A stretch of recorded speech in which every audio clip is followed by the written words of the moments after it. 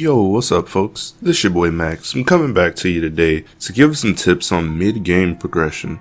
I feel like mid-game is like a pasture. Like you sit mid-game and you farm, and you farm, and you farm. And it's very easy to lose sight of what it is that'll actually get you out of there and into late game. So I'm here today to help you find your way there. Alright, so first tip. I feel like this one is going to be the hardest for a lot of people. As much as you might like farming hunts, for every 2 days you spend farming hunts, you need to spend a day farming challenges or scenario. What happens if you just farm hunts is you'll quickly find yourself having way too much good gear and nothing to level it up with because you won't have any fodder gear. All the gear that you've kept will be gear that you can't throw away. So you don't want to end up in that situation pulling all the great gear but unable to level it up. So make sure you get out of the hunts for a little bit and go farm challenges. Challenges are actually not bad. They do need a slight tweak. I should not do a challenge and not get a charm. Smallgate, hope you're listening. But anyways, challenges are not bad. They're decent XP, run you a fodder in there, and just get you some progression. Alright, so tip number 2. Do yourself a favor and spend some time in other hunts. While speed is great, which is why everybody loves Wyvern, you need your speed, you need your crit, you need your effectiveness. But you are not going to get the stat efficiency that you need to move into true late game if you're only farming one dungeon. You need gear variety, you need options. Every character is not optimal on Wyvern gear. It can work for every character, but what can work is less important as you move into mid game as building things as optimally as possible. At the highest levels of PvP, those minuscule differences can make or break a fight. Tip number 3.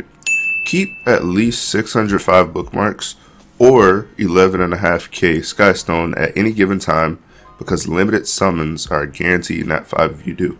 Once you get above that, pull to your heart's content, but you want to make sure that when those limited banners come around that you have enough to guarantee getting that character, because the characters that come from limited banners are usually pretty meta shaping characters. You don't want to let random pulling be the reason that you don't get a limited character. By the time you reach mid game, you really shouldn't be pulling from random characters anyways, because with the characters you already have, you can probably clear the majority of, if not all, of game content. A guideline for you to use in whether to pull a character or not from mid-game, if you really like it, pull for it if it progresses you in at least 2 aspects of the game. So that could be 2 hunts, a hunt and raid, etc. But if it doesn't push your progression in at least 2 aspects of the game, don't pull for it.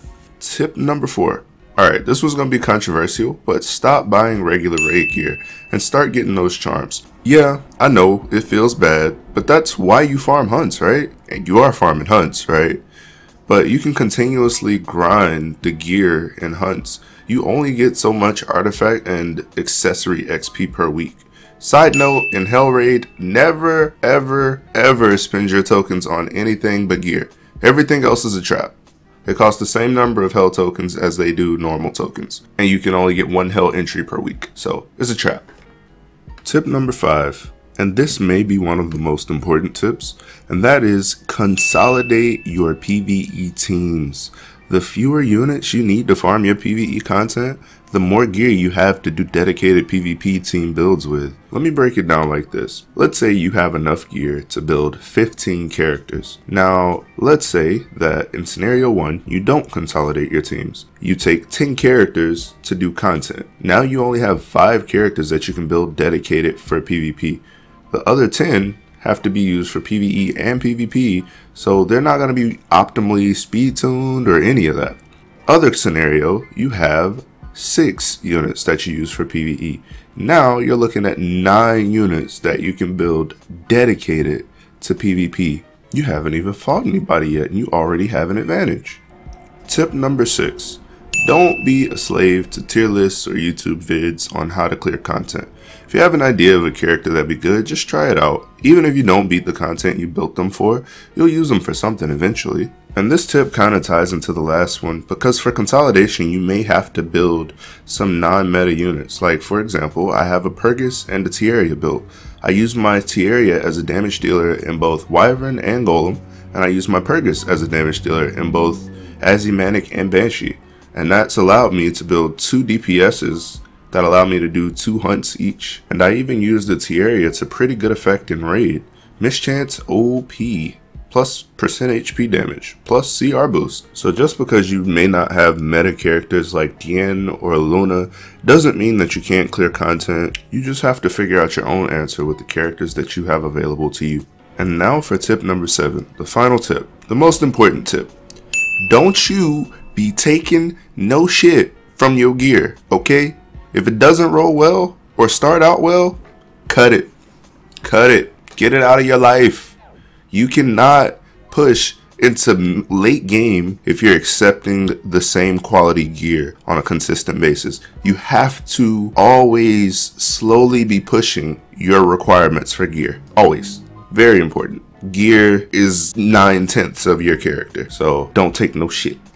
Alright, well, that's all the nuggets of wisdom that I have for you today. So hopefully that was useful to you. Hopefully I dropped you some good knowledge. And if I did, please like, comment, subscribe. Let me know what you think. I know my pacing on the YouTube has slowed down quite a bit, but that's just because since I've been trying to do better production quality, everything takes so much time to do when you edit. So please be patient. I'm working on it. Still got the Azimanic video. I'm done with the audio for it. I also am working on a special project. I'm going to tell you about this. If you listen this long, you a special one. You smart. You loyal. So I'm going to tell you about it. So a buddy of mine created an application that'll export screenshots of your gear into a JSON format to be used with the gear optimization tool. So right now what I'm working on is creating a web shell for it, so that people can use it and export their gear. Also want to create a macro that'll screenshot it for you. So that's in the works. It's taking me some time to do. It's taking up a lot of my time. I haven't been able to work on videos because I've been spending a lot of evenings programming or troubleshooting programming. So bear with me. I think it's going to be really good once I'm done with it, and you'll be able to optimize your team so much better. Like, I personally used it this past free gear removal and the results were excellent. So I want to get that in your hands too. Until then, thank you for watching. Thank you for sticking around this long. Max out.